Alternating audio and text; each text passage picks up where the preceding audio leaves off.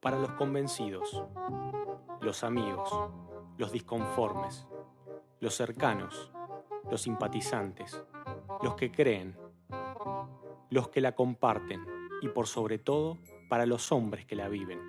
Si hablamos de ella, la fe, la tengo, la quiero, la tenía. ¿Y ahora qué hacemos con esto?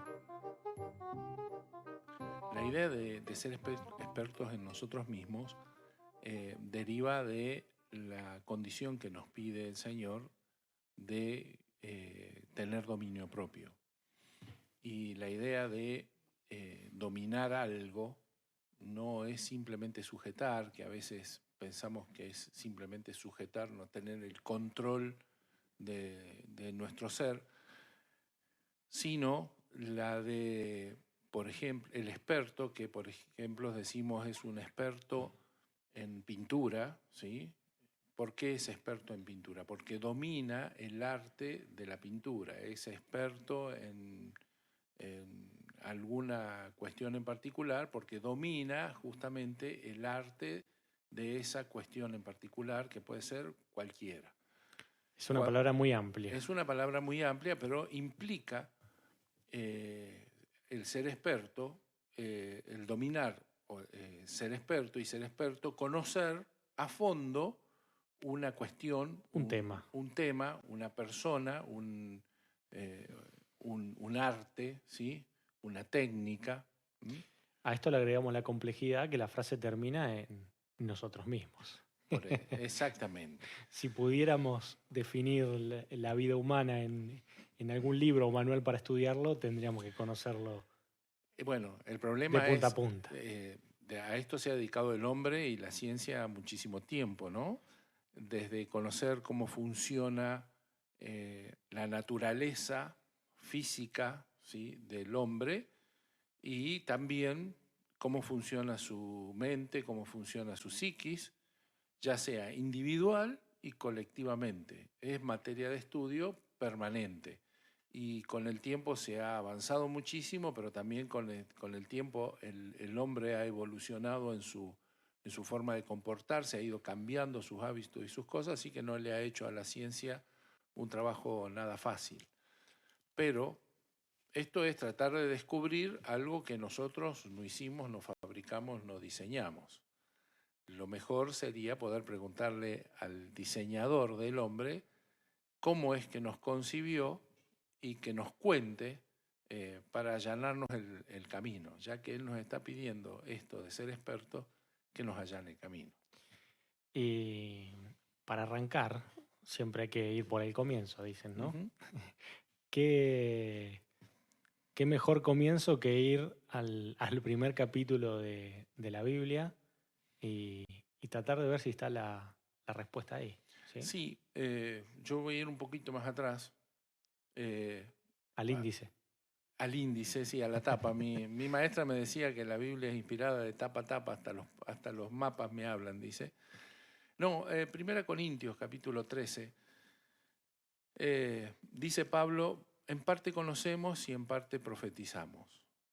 Mas cuando venga lo perfecto, y la palabra perfecto ahí es madurez, cuando venga la madurez, entonces lo que es en parte se acabará. Versículos más atrás, Pablo dice que algo se va a acabar, dice, existe la profecía y existe el conocimiento, ¿sí? Y dice, pero la profecía se va a acabar. Y la profecía no es ni más ni menos que lo que Dios nos cuenta porque no lo sabemos. O sea, eso que no conocemos, necesitamos que alguien nos lo revele. Esto es, en términos bíblicos, nos lo profetice, ¿sí?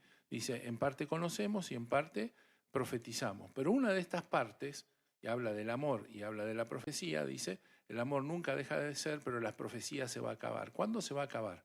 Bueno, acá dice que se va a acabar porque una de estas dos partes, cuando llegue la madurez de la persona, cuando la persona llega a la madurez, se termina. Y claramente, si seguimos la palabra de Dios, lo que se va a terminar es la profecía, la necesidad de que otros nos cuente, nos revele lo que ya conocemos. Y por consiguiente dice, el amor nunca deja de ser, y cuando estudiamos el camino hacia la madurez vemos que se parte de la fe y se termina coronado con el amor. Se cierra todo este paquete de lo que se va a terminar y lo que se está completando. Se completa el conocimiento para dejar de ser la profecía. Dice más, cuando venga lo perfecto, lo que era en parte se va a acabar. Como teníamos en parte conocimiento, necesitábamos también profecía. Fíjense el caso de Jesús. El caso de Jesús es el hombre maduro desde siempre, ¿sí? Jesús no fue madurando, fue creciendo, pero no fue madurando.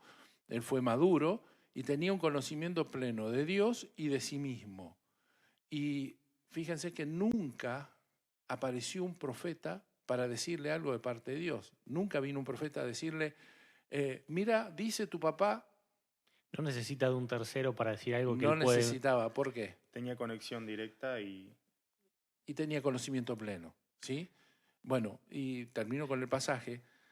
Dice, cuando yo era niño, y Pablo empieza a hablar de ese perfecto, que no sé por qué no lo traducen madurez, maduro, es más, cuando venga la madurez, entonces lo que era en parte se acabará. Cuando yo era niño, dice, hablaba como niño, pensaba como niño, juzgaba como niño.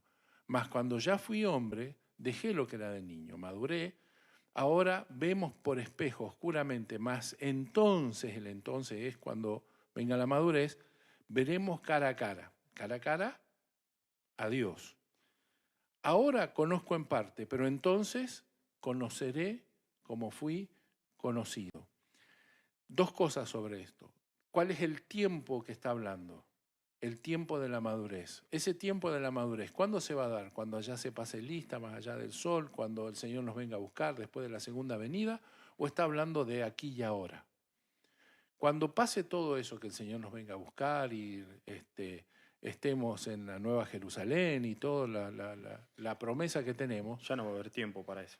Claro, ya vamos a ser maduros. O sea, no tiene sentido ni el pecado, ni la santidad, ni la madurez, porque van a ser la cuestión normal. O sea, buscarlas no tiene sentido. La madurez tiene sentido ahora. O sea, que este pasaje está escrito para este tiempo. Ahora, para este tiempo. Ahora dice, ahora conozco en parte, pero entonces, si logro en la madurez, conoceré cómo fui conocido. Dos cosas, y este es camino de ida y de vuelta. Conoceré a Dios como Dios me ha conocido y por ende me conoceré como nunca me conocí. ¿Está? Esto es el diseñador contándome cómo me diseñó. Estamos rozando un área que es bastante inexplorada para todos, que es el área espiritual. Y esta serie de episodios que estamos tratando de llevar adelante intentan traer luz en alguno de esos elementos espirituales, ¿sí? Y para eso nos basamos plenamente en la Biblia, ¿sí? Ahora, si hay un componente espiritual, este tiene que estar ya dentro mío, ¿sí? ¿Cómo puedo yo relacionarme con un Dios que es espíritu, ¿sí? Si yo no tengo ese componente adentro? Ahora, ¿por qué lo ignoramos tanto? ¿Por qué esta parte tan clave y tan vital, ¿sí? Como él es nuestro cuerpo, que vemos a cada instante, es tan ignorada? Y a veces me pongo a pensar, ¿será que nuestro occidentalismo, no sé si existe exactamente esa palabra, nos juega en contra? ¿Será que las sociedades de las cuales heredamos nuestro pensamiento directo no lo contemplan? Porque, por ejemplo, otras sociedades como los chinos lo tienen tan incorporado tan claro, y ¿no? tan claro y sin llevarlo al cristianismo, que por ahí es lo que estamos ahora discutiendo, ¿no? Pero lo tienen a flor de piel. Todos saben de su componente espiritual y muchas otras sociedades lo ignoramos. Pero hay que saber, nosotros hablamos del mundo occidental y cristiano. Occidental y cristiano no son compatibles. O sea, hemos traído el pensamiento cristiano a Occidente, donde el pensamiento no tiene nada que ver con el pensamiento cristiano y oriental.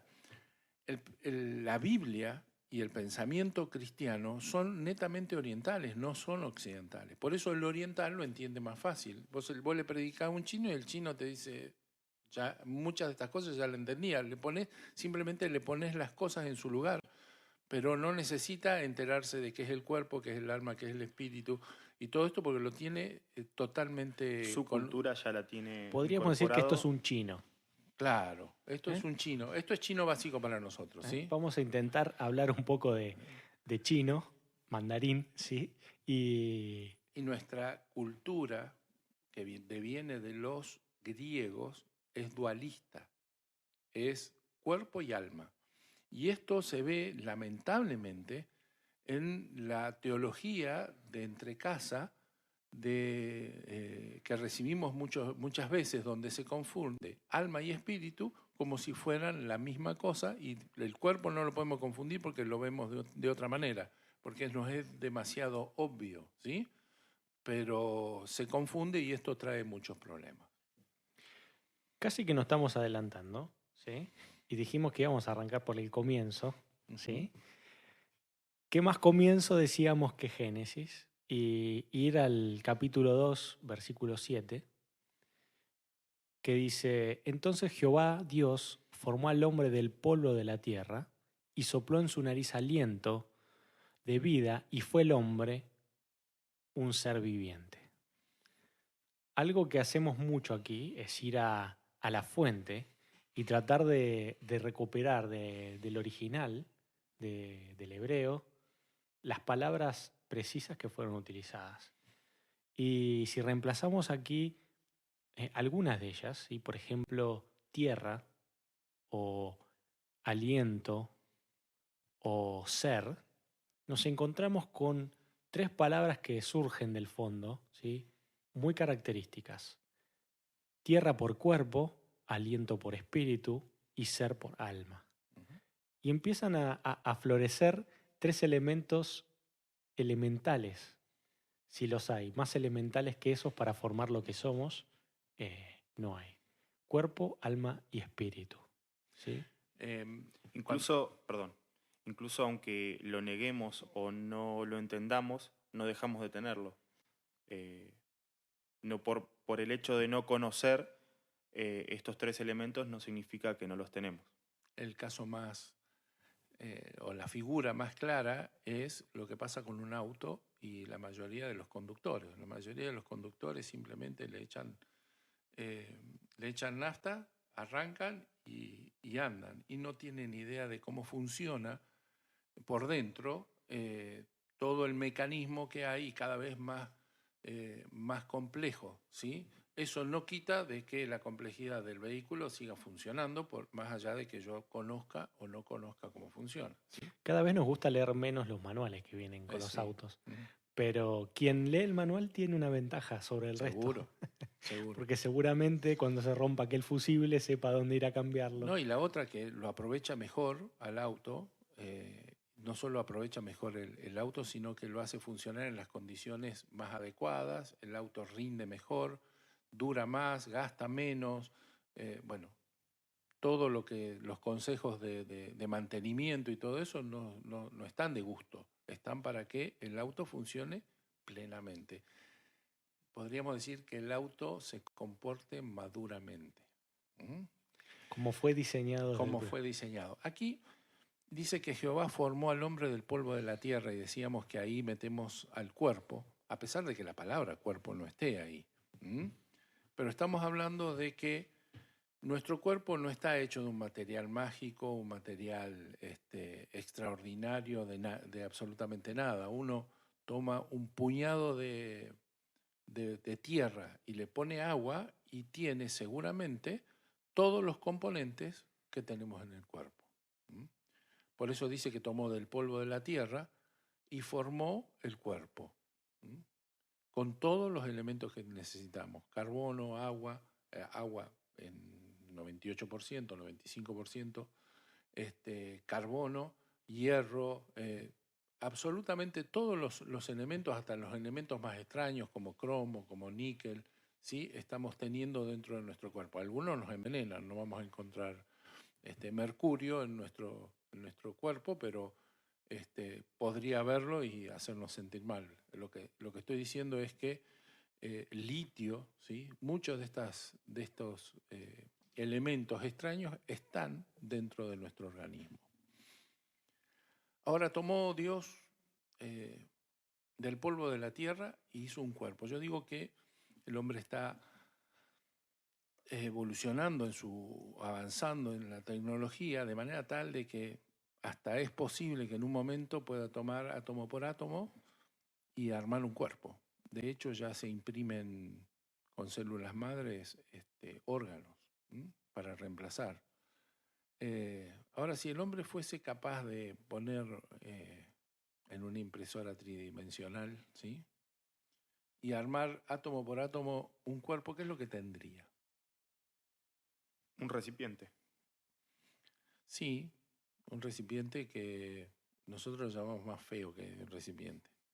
Tendría un cadáver. Tendría ni más ni menos que un cadáver. A esto le faltaría eso especial que dice el versículo que Dios le puso. Dice que teniendo el cuerpo, sopló en su nariz aliento de vida.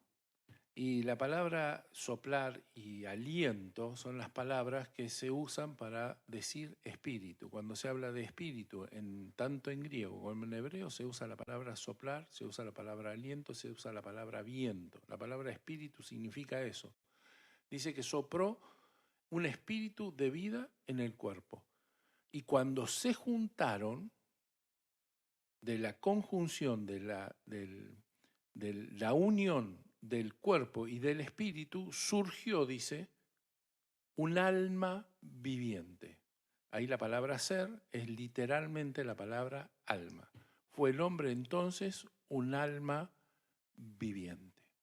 Cuerpo, espíritu y alma. Tomó Dios de la tierra, hizo un cuerpo, sopló de sí mismo, porque Dios es espíritu de vida, y fue el hombre un alma, un ser, una entidad viviente diferente. Diferente de Dios y diferente del resto.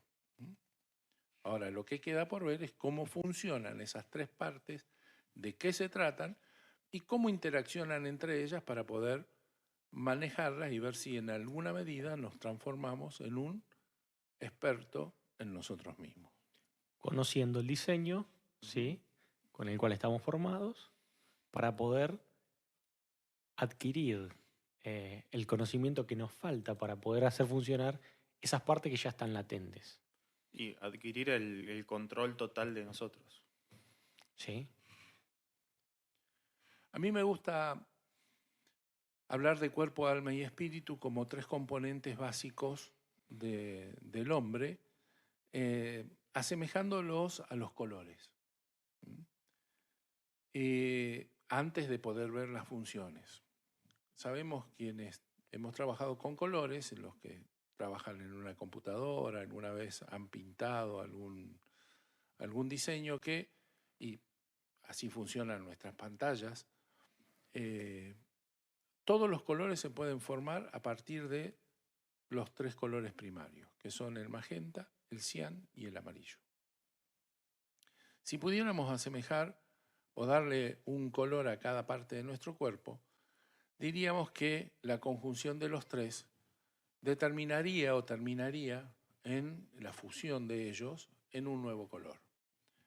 Y quien alguna vez agarró un pincel o fue a estudiar pintura o dibujó con un lápiz de color, pintó, o quien ha estudiado a los grandes pintores, sabe diferenciar por qué un pintor del otro es mejor pintor uno que otro, por la forma en que cuida la composición de sus colores. Trabajar con pinturas es bastante especial, porque cuando uno junta los tres colores de pintura, ¿qué color se obtiene? Si yo mezclo el magenta, el cian y el amarillo. Chan. ¿Mm? Chan, chan, chan. Obtengo un color muy sucio que se llama negro. Si yo fusiono todos los colores, obtengo el color negro. Ahora, si en vez de trabajar con pinturas, trabajara con luces, si yo fusiono los tres colores, que es lo que pasa en el píxel de uno de nuestros televisores, sobre todo los televisores antiguos, pero bueno, estos también, 3 LED de colores, lo que vemos que es, si los tres tienen la misma intensidad, vemos ahora, en vez de negro, vemos blanco. Cuando se mezclan los colores luz, se ve blanco. Cuando se mezclan los colores pintura, se obtiene el negro. Y yo digo que usando esto en el camino hacia la madurez, que si nuestra madurez es puro maquillaje, es pura pintura, es simplemente un poder mostrarse hacia los demás, la fusión de lo que nosotros llamamos madurez va a terminar siendo negro, ¿sí? Ahora, si queremos alumbrar, cada una de nuestras partes debe madurar hacia la luz y trabajar ya no con colores de pintura, no con colores de maquillaje, sino con colores que dejen, como dice el Señor, dice, así alumbre vuestra luz, debemos ser luz para que la conjunción de nuestra persona sea una luz blanca que alumbre a todo a nuestro alrededor. Eso está bueno porque la analogía no está sacada de la nada, no es caprichosa, la de la luz. Estabas mencionando ahí a Mateo 5:14. Y si querés lo repasamos un minuto porque está bueno traerlo a la memoria de todos. Dice, versículo 14, vosotros sois la luz del mundo. Una ciudad asentada sobre un monte no se puede esconder, ni se enciende una lámpara y se pone debajo de un almud, mas sobre el candelero y alumbra a todos los que están en casa. Así alumbre vuestra luz delante de los hombres para que vean vuestras obras buenas y glorifiquen a vuestro Padre que está en los cielos. Muy bien, bueno, ya tenemos las 3 partes, cuerpo, alma y espíritu. La pregunta es... Arrancamos por la más obvia. Bueno, por la más obvia. ¿Cómo funcionan? ¿De qué se trata cada una de ellas? El cuerpo es el más sencillo de todos.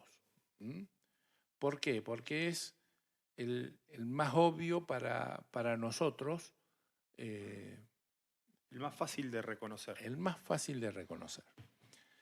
Tanto el cuerpo como el espíritu, vamos a ver, que nos permiten vivir en tiempo y espacio. Hay dos realidades, 2 mundos, conviviendo, coexistiendo en tiempo y en espacio, y uno es el mundo material y otro es el mundo espiritual. En ambos mundos hay seres, cuerpos. Pablo habla de cuerpo animal y cuerpo espiritual justamente por esto, porque tanto mi cuerpo como mi espíritu están aquí y ahora. Y si están aquí y ahora es que no están en otro lugar ni en otro tiempo simultáneamente. El cuerpo es el que nos permite relacionarnos y habitar y relacionarnos con el mundo físico.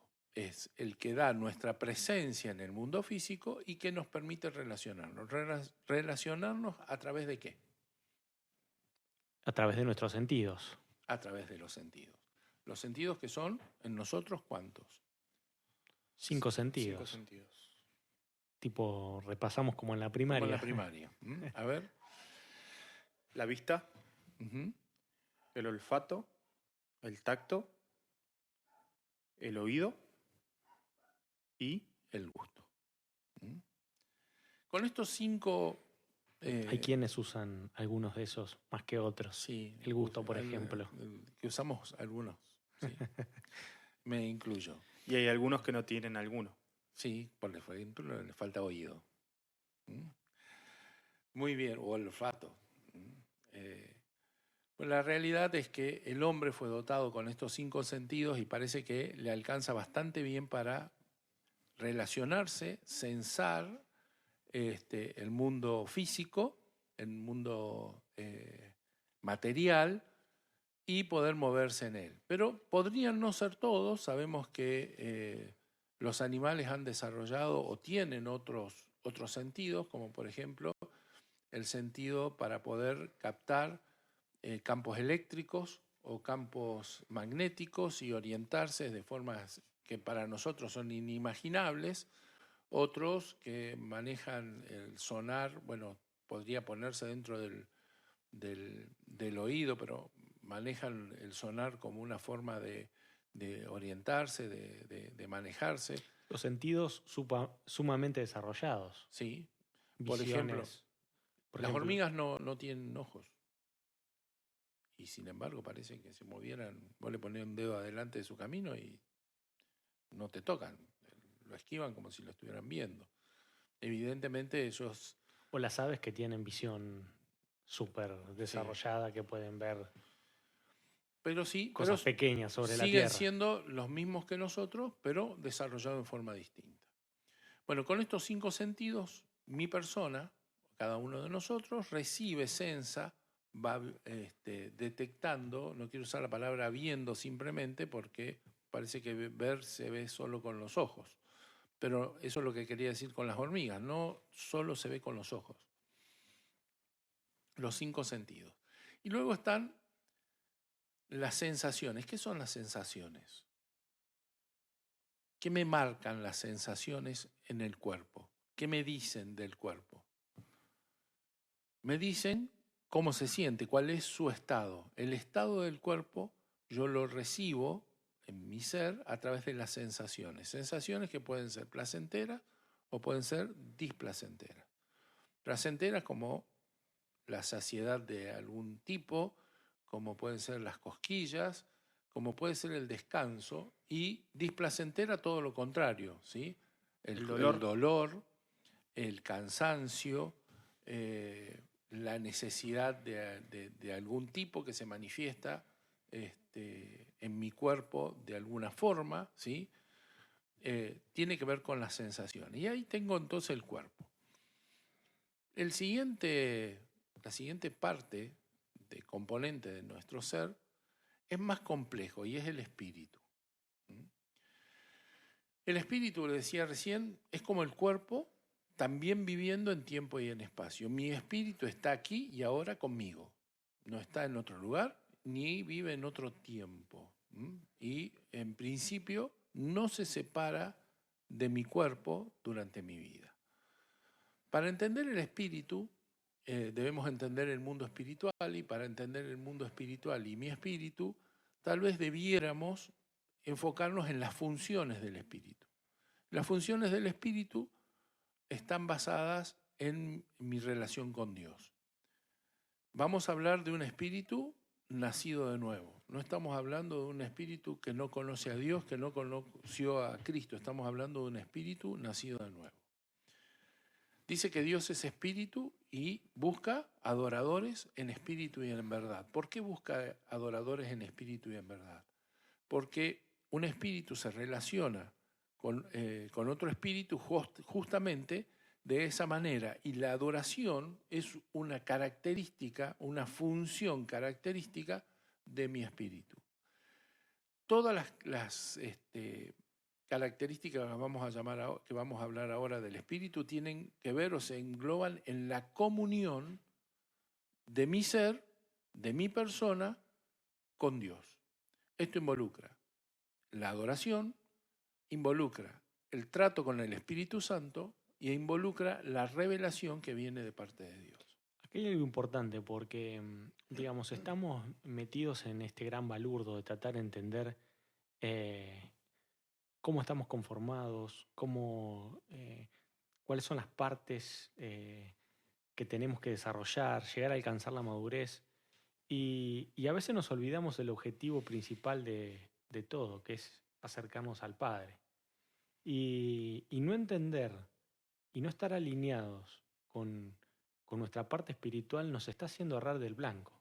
A veces entendemos que el pecado es equivocarnos en algo, cometer un error y más. Y si tenemos escuchamos esto con atención, errar al blanco en esto es mortal. ¿Sí? No debemos de de quitarle importancia a esto de acercarnos al Padre y lo que el Padre está buscando. Y esto nos lleva a nuestro espíritu y En nuestro espíritu definitiva, alineado. saber quiénes somos, cuál es nuestra identidad, en dónde estamos ubicados. Pero el para qué. Es ¿Qué el quiero para- conseguir ¿Hacia con dónde esto? vamos? Claro. ¿Para qué me puso espíritu Dios? ¿Por qué tengo un espíritu? Es como si tuviéramos un auto, no supiéramos para qué sirve, y lo único que hacemos es sentarnos y dormir ahí todos los días y nos preguntamos, ¿para qué tendrá ruedas? O en esto de la idea de conseguir la experiencia o acabadamente una fortaleza en un ámbito, no sé, prepararnos en una carrera universitaria y simplemente colgar el título en la pared y nunca ejercer. Sí, nunca ejercerlo. Pero la gente no solo que no lo ejerce, sino que desconoce que lo tiene. La existencia, tal cual. Desconoce eso. Hablábamos en algún momento, en otra conversación, cómo es que predicamos también.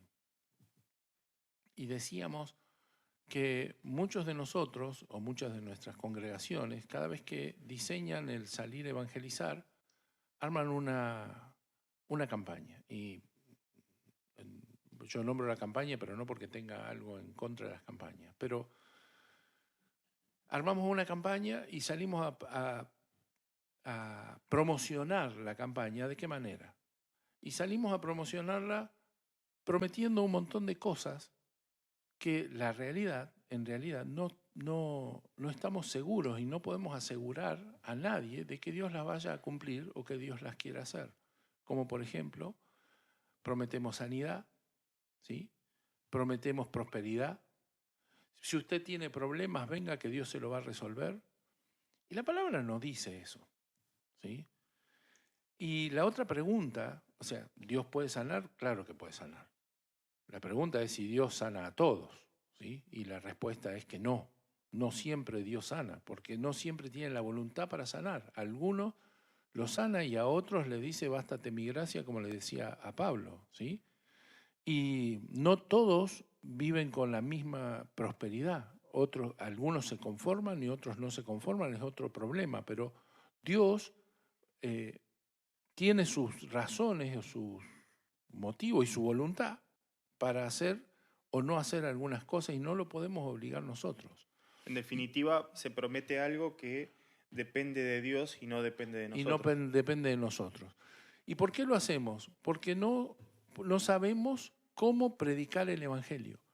Y la realidad es que, porque después te encontrás, ¿cómo haces? La pregunta es, ¿cómo haces para predicarle a alguien que ni está enfermo, que ni tiene problemas de prosperidad, que tiene toda su vida acomodada y arreglada, que tiene una familia normal y funcionando sin problema, que tiene sus hijos encaminados sin drogas, sin prostitución, Que no está en crisis y no tiene urgencias. que no está en crisis, no tiene urgencia, que se toma una vacación por año, que viaja, que viene, ¿sí? ¿Cómo haces para predicarle de Cristo? ¿Cómo haces para predicarle y decirle que Él tiene necesidades? Si no las parece no tenerlas. Humanamente parece no tenerlas. Parece que nosotros debiéramos orar para que se enferme o le pase algo para que entonces pueda venir a los pies del Señor. Y la realidad no es esa. La realidad es que el Evangelio está enfocado en que nosotros encontremos el objetivo natural y original por el cual Dios nos creó y que es que nos relacionemos con Él. Lo repetimos para que esto se entienda a cabalidad. Todo el énfasis que podamos hacer en este punto es poco, ¿sí? Estamos metidos en este balurdo, en este gran quilombo, para que se entienda, ¿sí? Con un único objetivo, solamente relacionarnos con el Dios. Padre, relacionarnos con Dios. No sé cuántas veces tendríamos que enfatizar esto, ¿sí? Pero no hay otra cosa más importante. No, absolutamente no. ¿Sí? Que si algo nos tiene que quedar de toda esta discusión cuasi filosófica, es esto. Esto de ser expertos en nosotros mismos y descubrir las áreas que nos forman, y por sobre todo la aparición del área espiritual, que nos permite desarrollar esta capacidad para comunicarnos con Dios, tiene que ser el nuevo motor de nuestro ser. Y voy más allá. Hablamos a veces de servicio y de los llamamientos y todo esto. Y a la hora de juzgar nuestra vida o de juzgar el éxito o no de nuestra vida, yo no sé si Dios va a medir en cuánto le serví o no le serví, sino en cuánto me relacioné con Él. Porque en definitiva, si yo le serví, pero no me relaciono con Él como tiene que ser, y esto es posible, servir sin relacionarse con Él es posible. Gente que lo hace de corazón, le mete mucho esfuerzo, pero al Señor lo ha dejado en un costado, lo ha dejado en un rincón, y en realidad Dios está parece que gritara: frena un poquito y vení, estemos un rato juntos. ¿Sí? Que no te conozco. Que no te conozco, no, que no me conoces, ¿sí? Sería. Porque es lo más importante que tenemos, relacionarnos con Él.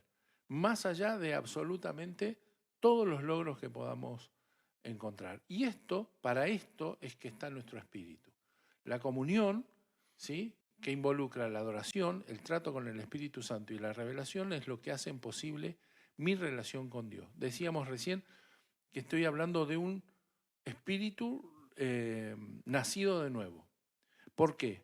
Porque el espíritu que tenía antes era un espíritu humano, caído encima.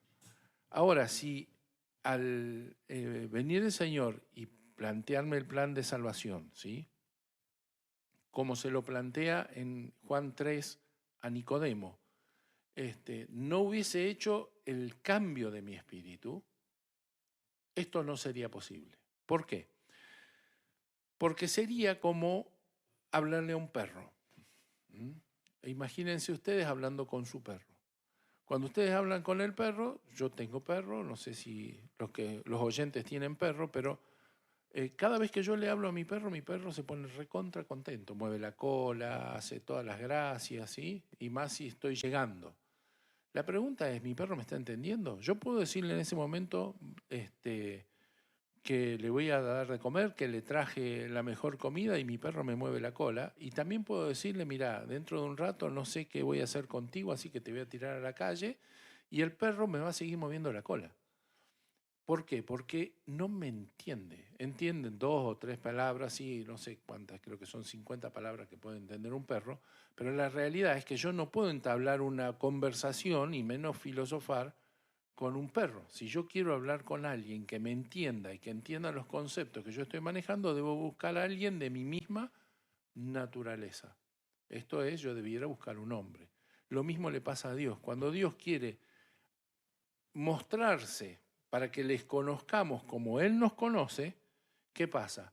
Se encuentra que nosotros somos hombres y el hombre no puede entender lo que Dios le dice desde su naturaleza. Por eso Dios necesitó cambiar nuestra naturaleza y le dice a Nicodemo: si no nacieres de nuevo, de agua y de ¿qué? Y del Espíritu, entonces no podrás entrar en el reino de los cielos. Cuando Dios planeó el nuevo nacimiento, lo que estaba haciendo es eso. Pedro dice que Él comparte con nosotros su naturaleza divina. ¿En dónde? ¿En mi cuerpo? No, mi cuerpo no. En mi espíritu. Mi espíritu tiene la misma naturaleza divina que Dios. Esto no me da deidad. Dice que estoy hecho de la misma naturaleza que Dios. Lo que no voy a tener es deidad, lo que no voy a tener es divinidad, pero sí la misma naturaleza. Entonces ahora, cuando mi espíritu habla con el Espíritu Santo, y ahí viene el trato con el Espíritu Santo, se produce una revelación natural. ¿Por qué? Porque están hablando de espíritu divino, de naturaleza divina, a espíritu de naturaleza divina. Uno es criatura y el otro es creador, uno es criatura y el otro es Dios, es cierto, ¿sí? Por eso se produce la adoración, pero se da en el espíritu, ¿por qué? Porque tienen la misma naturaleza. Y por eso es importante que nosotros podamos atender a nuestro espíritu y cultivar el funcionamiento de nuestro espíritu. Hace un ratito, cuando comenzábamos, estabas leyendo y diciendo que las profecías se acabarán, ¿sí? ¿Cuántos, cuántos alguna vez tuvieron esa imagen? Creo que ha pasado en el 99% de las iglesias que ha llegado un profeta, ¿sí? O hubo una época en que muchos profetas se paseaban por las iglesias. ¿Y cuántos quisieron estar en primera fila para que el profeta les diga algo, ¿no? Y con esta luz, con esta perspectiva, con esta óptica, qué vergüenza. Cuando, ¿No? cuando enseño sobre profetas, siempre arranco diciendo lo mismo. Lo peor que puede pasarle es que un profeta le hable. Porque cuando un profeta te habla, lo que está dejando al descubierto es tu incapacidad para recibir directamente de Dios lo que deberías haber recibido de Él, ¿sí? Y te lo tiene que venir a decir a través de un tercero. Si la cosa funciona bien, es como Jesús, que nunca recibió un profeta que le dijera algo, ¿sí?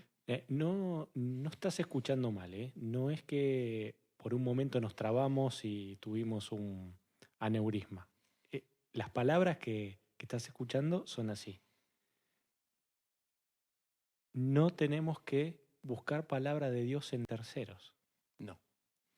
¿Por qué queremos encontrar la revelación masticada? No hay nada mejor que relacionarse con el Padre y recibir la verdad, la luz a través de Él, directamente, sin intermediarios. Esto es tal cual, pero merece una explicación también, una aclaración. ¿Estamos en contra de los profetas? No, por supuesto. Estamos enseñando acerca de profetas, pero no en mi relación personal. ¿Por qué la iglesia necesita profetas? Porque la iglesia en su conjunto no se comporta como una persona y necesita que alguien le habla. Entonces necesitamos profetas para las congregaciones, necesitamos profetas para el pueblo, necesitamos profetas para la iglesia. Pero nosotros, en función del camino hacia la madurez, cada vez personalmente necesitamos menos profetas personales. Esto no quita que en un momento de crisis aguda, en un momento de una batalla, en un momento de un dolor muy fuerte, no necesitemos que alguien de fuera nuestro, un tercero, venga y nos diga de parte de Dios algo que necesitamos escuchar. No estamos cerrados a eso, pero no en el trato de todos los días. En el trato de todos los días yo necesito y debo recurrir a Dios, a la fuente, para que me lo diga de primera mano. Y nos falta la parte tercera, que es el alma. ¿De qué tratará el alma? ¿Y cuál de estas tres partes, cuerpo, alma y espíritu, será la más importante? Recién hablamos mucho de la importancia del espíritu. Sin embargo, a la hora de valorar cuál es la más determinante e importante de nuestra vida, no es ni el cuerpo ni es nuestro espíritu la que manda, sino vamos a ver qué es el alma. Básicamente porque ahí reside mi persona, lo que soy, mi yo, diría la psicología, ¿no? La primera cosa que reside en el alma es mi identidad, es mi yo. Esto es fácil de ver en la palabra. Cuando el Señor habla de quién se pierde y quién se salva, nunca dice se me perdió un cuerpo, se salvó un alma, ni culpa al cuerpo, ni culpa nunca se salvó un espíritu. Un espíritu, perdón. Ni culpa al espíritu ni al cuerpo por los pecados, si bien cuando leemos a Pablo, él habla de la relación entre el pecado y el cuerpo, pero no lo hace responsable de la decisión, ¿sí? Sino dice, el alma que pecare, ésta morirá. Y cuando habla de las almas que se salvan, habla de almas. Con las personas que se salvan, habla de almas. Y el alma, vamos a ver, que es la que va a acarrear a la salvación, al cuerpo y al espíritu, o a la perdición, al cuerpo y al espíritu. Porque la segunda cosa que hay en esta parte de mi cuerpo es la voluntad. La voluntad, que es la que hace que sea tan importante, porque esto es hoy, yo decidiendo qué voy a hacer, ¿sí? Entonces, mi alma es el mayordomo de esta conjunción cuerpo y espíritu que va a determinar hacia dónde encamino mi vida. ¿Cuál es el acto siguiente de mi vida. Cada decisión, cada acto a realizar primero pasa por Este filtro. por este filtro. ¿Mm? Que ni más ni menos soy yo. Soy yo. Yo soy esta identidad que tengo y mi voluntad. La otra cosa que está en mi alma es mi mente. Mi mente con sus dos partes más importantes, que es la memoria, esto es lo que he aprendido, lo que he atesorado, y la razón, que es la capacidad de procesamiento, la computadora que tengo para analizar con la lógica todos los datos que tengo. ¿Para qué? Para que luego mi alma decida qué es lo que voy a hacer. ¿Mm? Y podríamos también llamarle conciencia. la conciencia, hay dos términos de conciencia que nosotros hablamos. Vamos a ver que la conciencia profunda, esa que decimos, hablamos de la voz de la conciencia como un personaje, una vocecita allí perdida en la profundidad de nuestro ser, eso tiene que ver con mi espíritu y lo vamos a ver inmediatamente. Pero la conciencia de la realidad, o sea, el ser consciente, lo que decía el filósofo, pienso y luego existo, el que se da cuenta de la existencia, ese está en mi alma. Esa conciencia está en mi alma. Y la otra cosa que está en mi alma son las emociones, que le llamamos corazón. Las emociones tienen que ver con los estados también, las emociones y los estados de ánimo. ¿Está? Los sentimientos. Sentimientos y estados de ánimo, que van en las emociones. Hay un autor argentino que escribe un libro que se llama La sabiduría de las emociones. Recomiendo ese libro porque en él dice que las emociones deben manejarse sabiamente, y para manejarse sabiamente hay que conocer cuál es el mecanismo que desencadena y el funcionamiento de esas emociones. Y yo digo, vuelta al primer punto, ¿no? Si uno no es experto en uno mismo, no puede manejarse correctamente. Así que tenemos la identidad, la voluntad, la mente y las emociones en mi ser. Y así como teníamos sensaciones en el cuerpo, aquí tenemos sentimientos o estados de ánimo. Tres partes que entonces van a estar administradas por el alma. ¿Sí? Todas administradas por el alma. Y la gran responsable siempre va a ser el alma. La que vaya al juicio en final de nuestra vida va a ser nuestra alma. No lo será mi cuerpo, no lo será mi espíritu. De hecho, mi espíritu ya tiene la forma final. Nos queda para desarrollar bastante. Sí. Este me parece que va a ser un episodio desdoblado, ¿sí? Donde vamos a tener que poner un lado B para seguir hablando. Que es cómo se relacionan cuerpo, alma y espíritu, y de qué trata un hombre carnal y un hombre espiritual. ¿Sí? ¿Hacia dónde apuntamos con esto de desarrollar las habilidades que ya tenemos dentro? No sé si querés hacer un reconto, dos palabras, porque hemos tocado un montón de temas y estaría bueno resumirlo. Madurez es poder sacarle, llevar mi vida a su máximo potencial.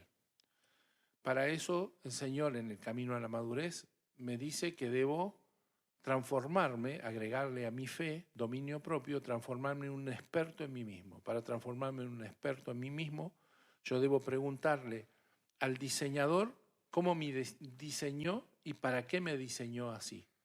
En ese diseño encuentro que puso un cuerpo para transitar por el mundo físico, pero también un espíritu, no solo para transitar en el mundo espiritual, sino para relacionarme con él. Pero que todo esto lo ha puesto al dominio, ¿sí? A la voluntad, al manejo, a la conducción, a la mayordomía de mi alma, donde está mi identidad, mi voluntad y mi mente. Eso. Y no quiero terminar sin un dato de color que lejos está de nuestra anatomía. Y bueno, como dijimos que vamos a ceñirnos y a tratar de ser lo más transparente, me fijé si las hormigas tienen ojos. Y tienen ojos. Tienen ojos. Ojos muy limitados, como fraccionados. Bueno, Pero- yo lo veía el otro día, me traicionó el Discovery Channel. El Discovery Channel. Que sí. dijo que no veían. Y yo dije, son ciegas, no tienen ojos. A lo mejor tienen ojos y no ven, pero bueno. Empecé a escribir en Google, las hormigas tienen, y lo primero que me apareció es ojos y un montón de lugares. Bueno, fantástico. Fe de rata. Fe de ratas al final. Total, estamos tratando de ser expertos en nosotros mismos, no en las hormigas. Ok. No puedo ser Ant-Man. No. Entonces.